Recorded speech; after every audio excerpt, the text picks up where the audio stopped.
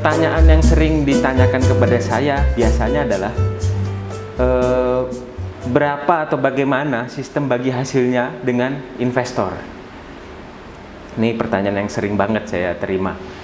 Mungkin kebanyakan dari mereka belum tahu profil bisnisnya atau masih takut dalam menentukan persentasenya.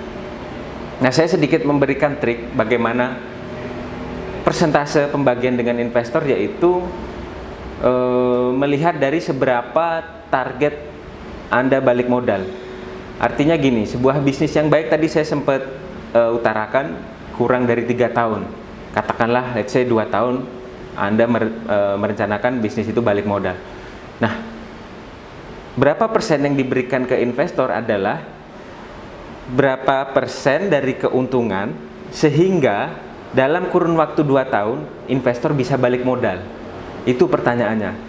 Apabila bisnis Anda keuntungannya besar dan ternyata investor cukup diberikan 20%, dia bisa balik modal 2 tahun.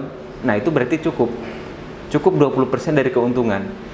Tapi sebaliknya, apabila keuntungan usaha Anda marginnya kecil dan setelah dihitung-hitung untuk balik modal selama 2 tahun, si investor membutuhkan misalnya katakanlah 60% dari keuntungan usaha. Ya sudah, tulis 60%. Cuman saya memberikan jalan tengah adalah, dan kebanyakan bisnis saya terapkan sistem yang progresif. Artinya tiap tahun persentasenya berbeda.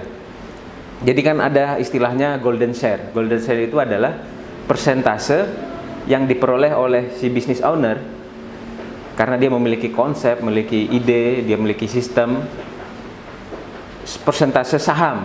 Jadi walaupun si business owner ini tidak menanamkan sejumlah uang, tapi dia mendapatkan persentase saham. Itu namanya golden share. Nah, sistem yang saya maksud progresif di sini, di awal golden share kita kecil, nggak masalah. Katakanlah kita golden share 10% saham. Tapi itu akan meningkat per tahunnya. Kita minta setiap tahun misalnya naik 10%.